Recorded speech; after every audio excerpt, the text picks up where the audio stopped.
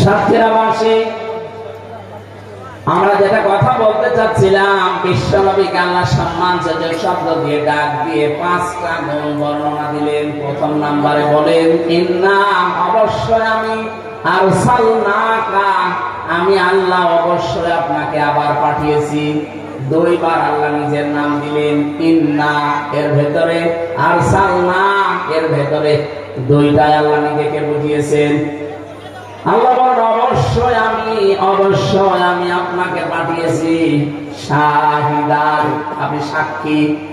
এবার সেটা শব্দটার ব্যাখ্যা যায়, বহু মানুষ বহুভাবে এই শব্দের ব্যাখ্যা আবহমান কাল থেকে করে আসতেছে। আপনি নতুন ভাবে শুনবেন আজকে।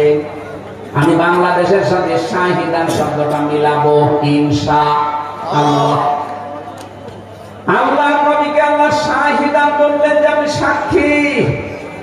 তামাম পৃথিবীতে বিশ্ব নবীকে আল্লাহ সাক্ষী করে পাঠিয়েছেন তার উম্মতের জন্য, বিশেষ করে আমরা যারা।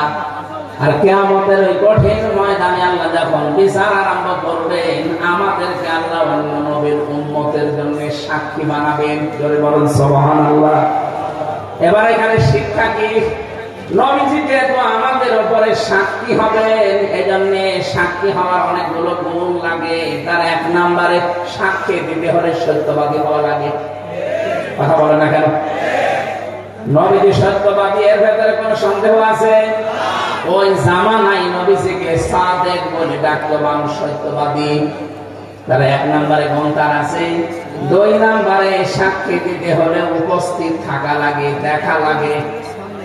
এবার আপনি বলেন তো, বিশ্ব নবী মুহাম্মদুর রাসূলুল্লাহ সাল্লাল্লাহু আলাইহি ওয়াসাল্লাম আমাদের যে কর্মকাণ্ড এখন আমরা করছি, এগুলো দেখতেছেন? বলেন না কেন? না। তাহলে সাক্ষী দেবেন কি করে? এই কোরআনে কারিমের ভেতরে কিয়ামত পর্যন্ত পৃথিবীতে কি ঘটবে সব আল্লাহ নবীকে 1500 বছর আগে জানিয়ে দিয়েছেন। জোরে বলেন সুবহানাল্লাহ। এমনকি নবীজি নিজে আসেন নাই দুনিয়ায়, এখনো আসতে তার 50 দিন বাকি। ওই সময় একটা ঘটনা ঘটেছিল মক্কাতে, ওইটা নবীজিকে আল্লাহ সচক্ষে দেখার জন্য জানিয়েছেন। আলাম তারা কাইফা ফাআলা রাব্বুকা বিআসহাবিল ফিল।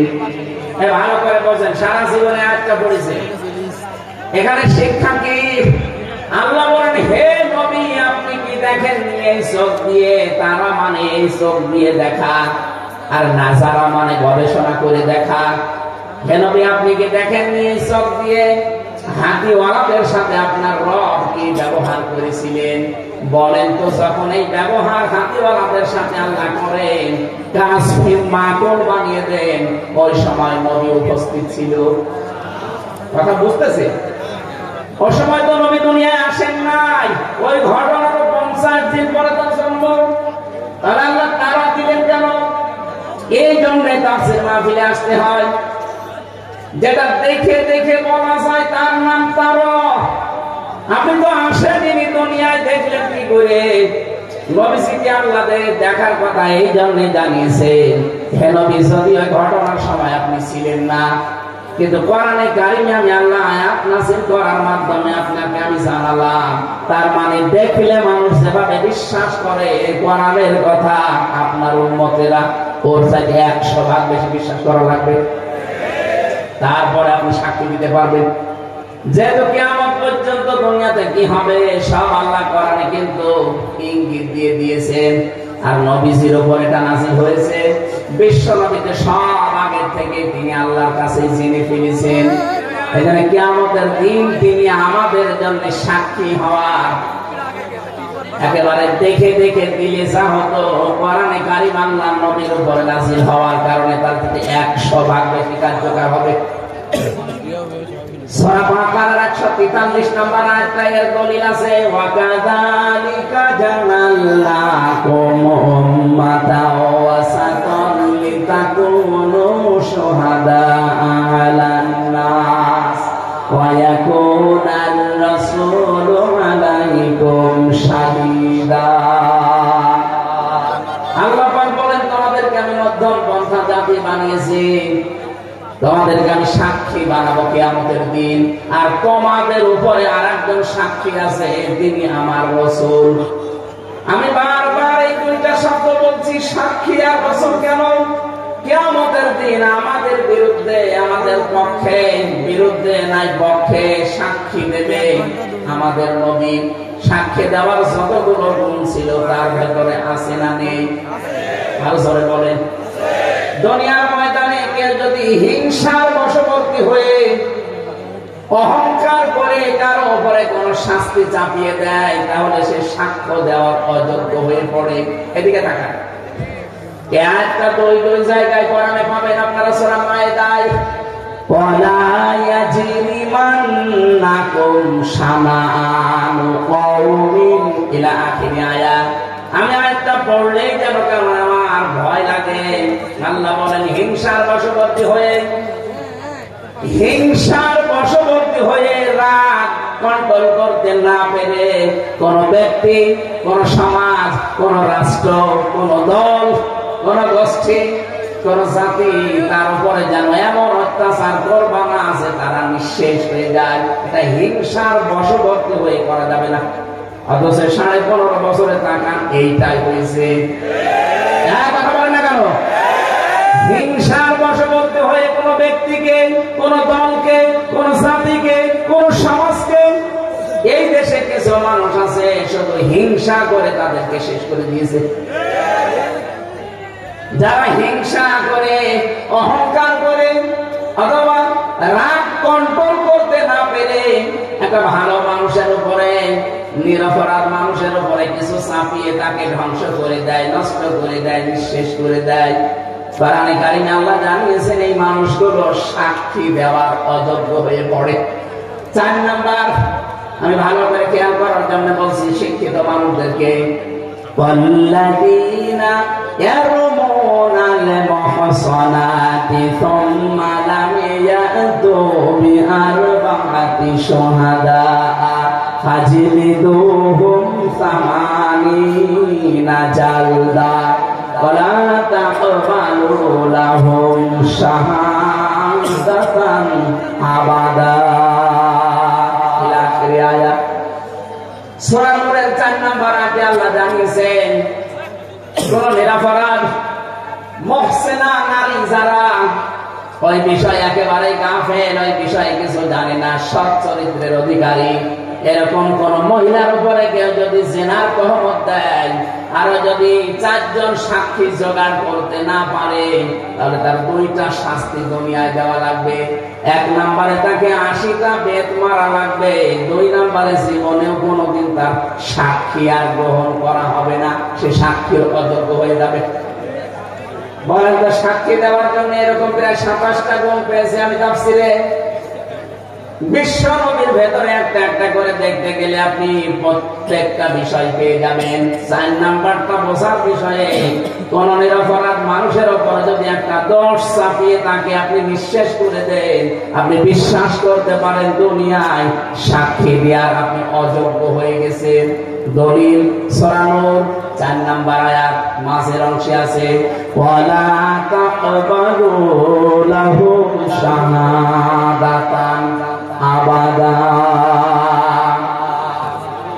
এবার বলেন তো, নবীজির সাক্ষী দেওয়ার যে যোগ্যতাগুলো আমরা একটা একটা করে শুনছি, উনি যদি কিয়ামতে আমাদের বিরুদ্ধে সাক্ষী দেয়, কত মানুষ আমরা যাব সামনে, বলবো হে নবী আমরা আপনার উম্মত, একটু সুপারিশ করে আমারে পার করেন।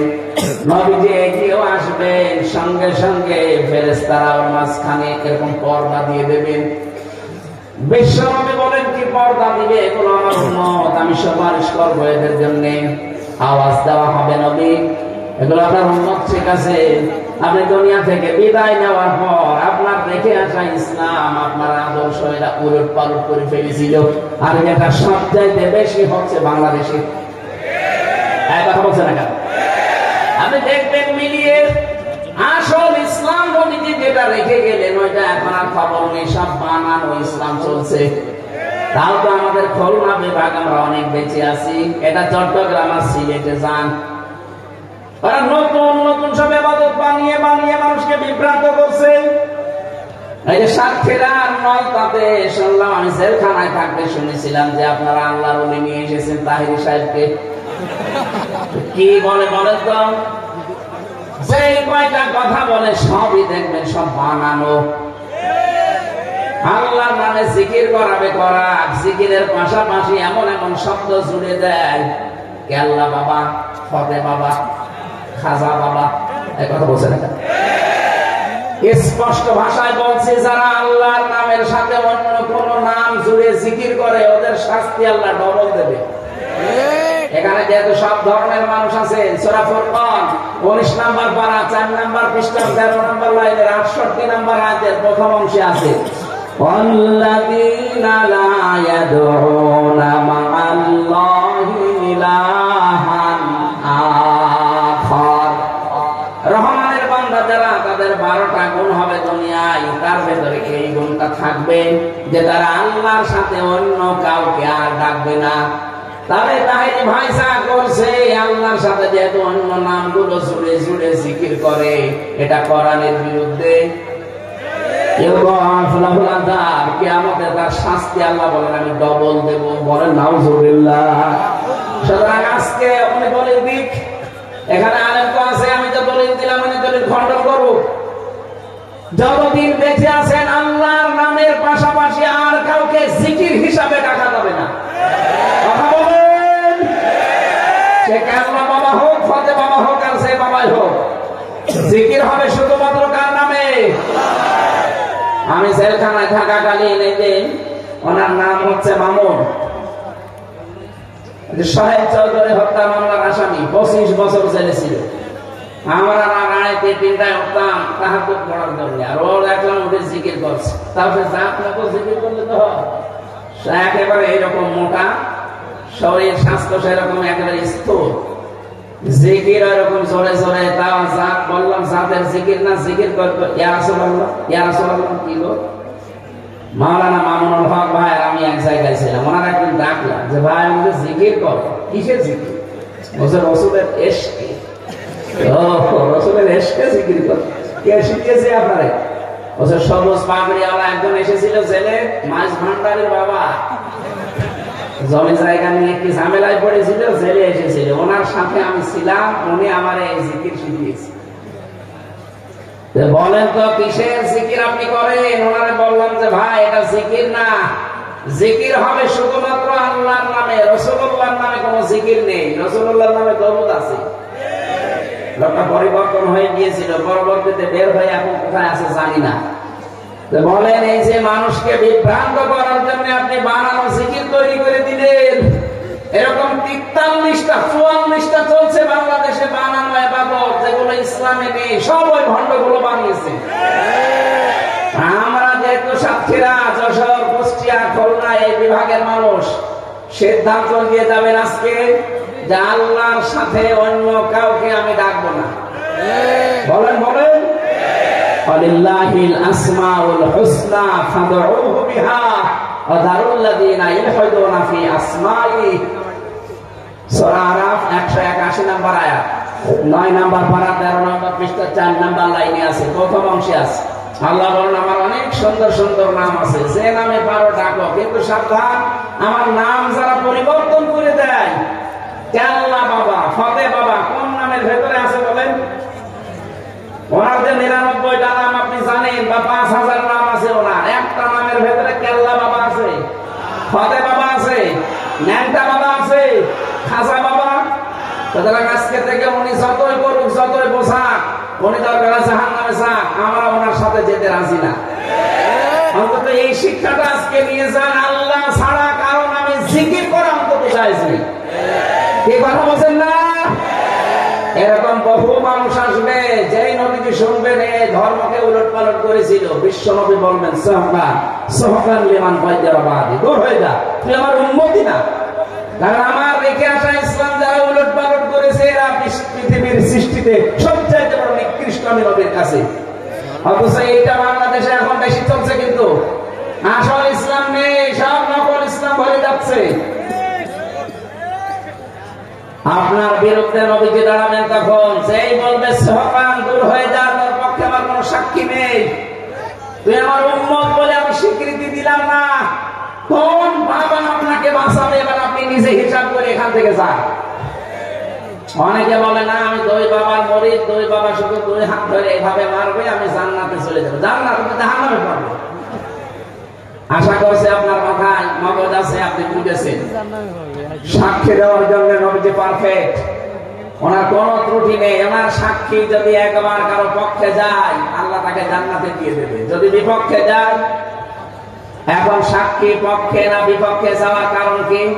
সূরা তাহার ভেতরে আছে 109 নম্বর আয়াত, 16 নম্বর পারা, 18 নম্বর পৃষ্ঠা, 10 নম্বর লাইনে আছে। ইয়াউমাইযিল লা তানফাউশ শাফাআতু ইল্লা মান আযিনা লাহুর রাহমানু ওয়া রাদিয়া লাহু কওলা। রব্বুল আলামিন বলেন, সেই দিন নবীজি যদি সুপারিশ করে কারোর জন্য, দুইটা গুণ তার ভেতরে থাকা লাগবে। সাক্ষীরা বাসী, ছেলে হোক মেয়ে হোক, আপনি দেখেন তো আপনার ভেতরে এটা আছে কিনা।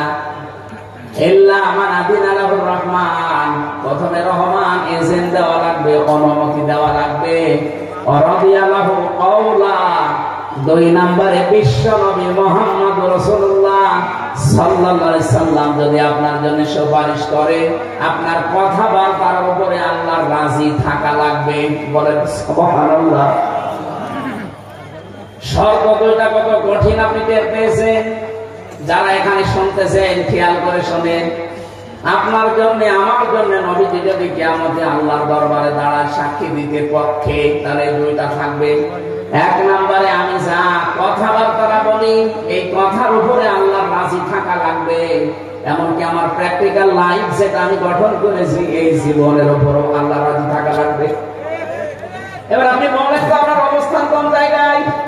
আপনি দিনের ভেতরে 100টা কথা বললে 98টা মিথ্যা কথা বলেন। আপনার 70-80 বছরের বিশাল জীবন, আপনি একটু পেছনে ফিরে তাকান তো আপনার এই জীবনের উপরে আল্লাহ রাজি আছে কিনা।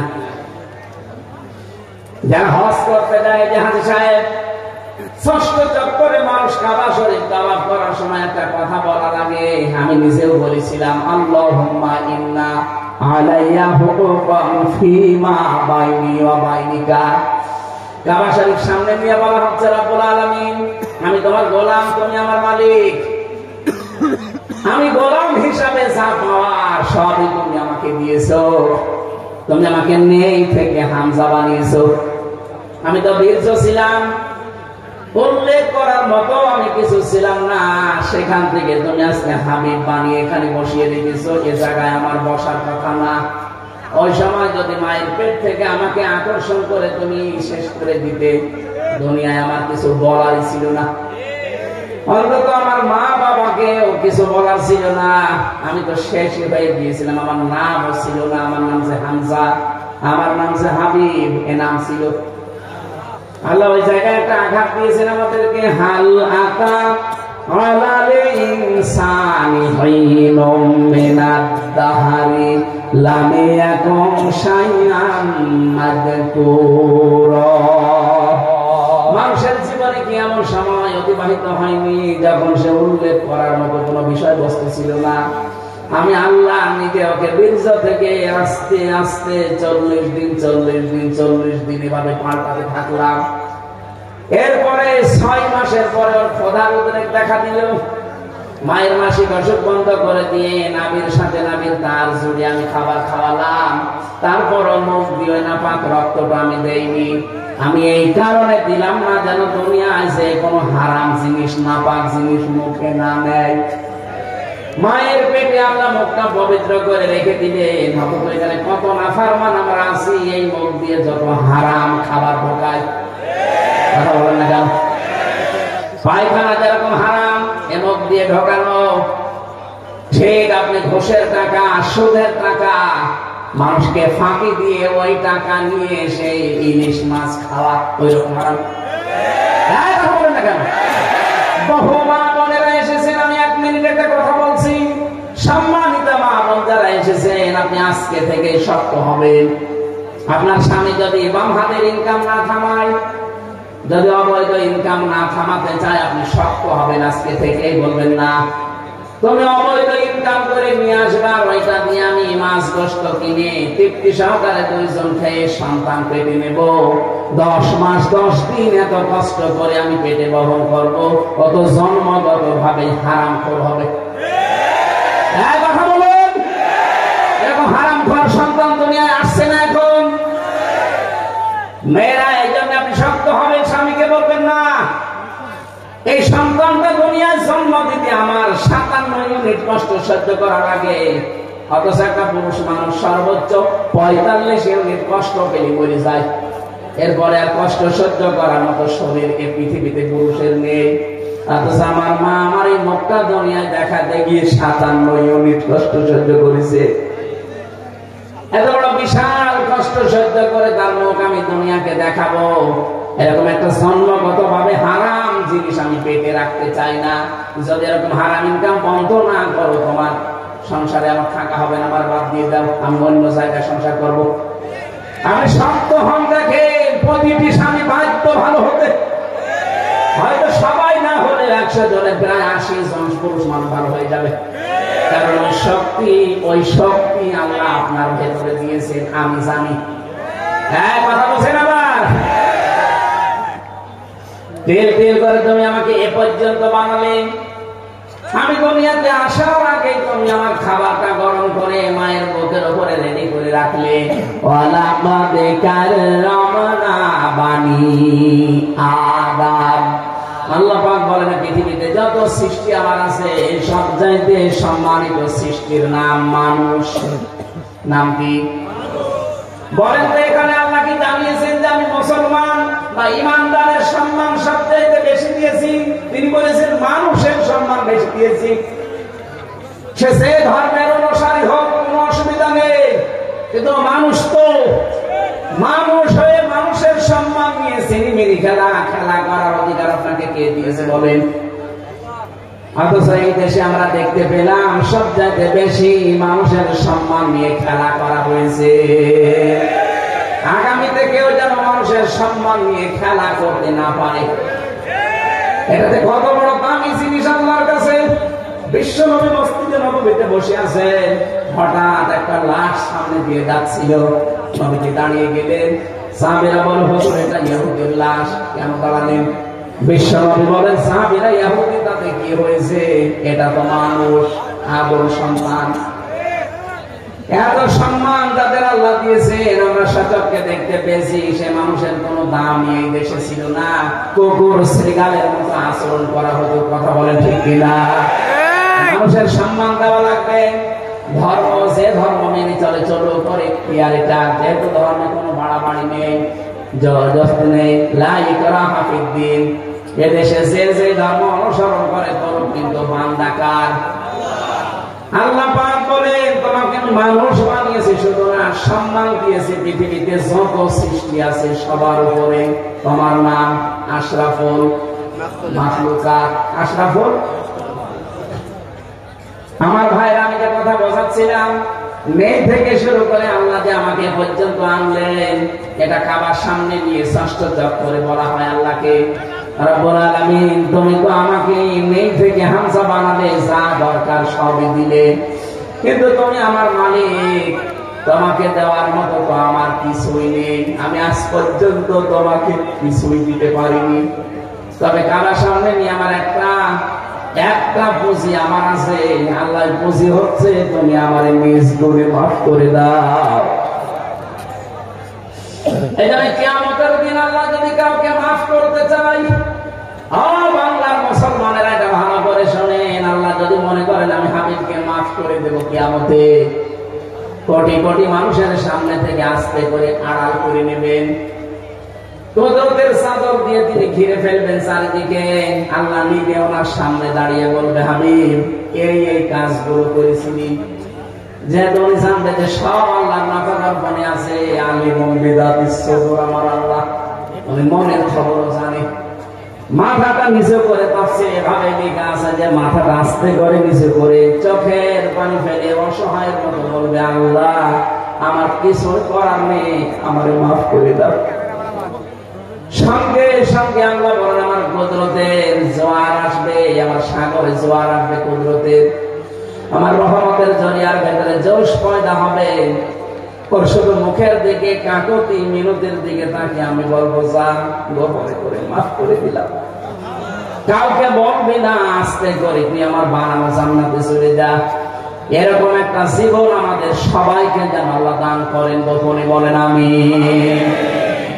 বলিয়া ইবাদিয়াল্লাযীনা আসরাফু আলা আনফুসিহিম লা তাকনাতু মির রাহমাতিল্লাহ ইন্নাল্লাহা ইয়াগফিরুদ যুনুবা জামিআ ইন্নাহু হুয়াল গফুরুর রহিম। আল্লাহ ডাক দিয়েছেন, আমার বান্দা বান্দিরা নফসের উপরে জুলুম করে জীবনটা যারা নষ্ট করে ফেলেছো আর আশার দোয়ার খুঁজে পাও না, নিরাশ হয়েছেও না, আসো আমি আল্লাহর রহমত অনেক বড়, যত গুনাহ করেছো তার চাইতে আমি আল্লাহর রহমত অনেক বেশি। আমি ইচ্ছা করলে তোর জীবনের সব অপরাধ গুলো মাফ করে নেকি দিয়ে পাল্টিয়ে দিতে পারি। জোরে বলো সুবহানাল্লাহ। আজকের এই ময়দানে এরকম একটা মন নিয়ে যারা এসেছেন যে আল্লাহ আর যাই হোক আমি আজকে ভালো হয়ে যাব, আমি আজকে তাওবা করে সত্যি ভালো হয়ে যাব। আল্লাহ পাক কোরআনে কারিমে আমাদের আশার বাণী দিয়েছেন, ফাউলাইকা ইউবাদদিলুল্লাহু সাইয়্যাতিহিম হাসানাত। সত্যি যদি এই বিশ্বাস নিয়ে এই মন নিয়ে কেউ এসে থাকে, ওর জীবনের অপরাধ গুলো তাওবার মাধ্যমে সব মাফ করে জায়গাটা পুরা নেকি দিয়ে ভরাট করে দেব। আল্লাহ যেন আমাদেরকে আয়াতগুলো আজ বাস্তবে দান করেন, বলেন আমিন। সাক্ষী হওয়ার জন্য নবী যেহেতু সাক্ষী, এই জন্য এদিক ওদিকে যাওয়া যাবে না। কাজটা ঠিক করে নিন, আপনি আসলে সুপারিশ পাওয়ার যোগ্য কিনা। 2 নম্বরে আমাদেরকে আল্লাহ সাক্ষী বানাবেন অন্যান্য নবীদের উম্মতের উপরে। তাহলে সাক্ষী হওয়ার জন্য যে গুণগুলো দরকার, একটা গুণ তো আমাদের ভেতরে নেই।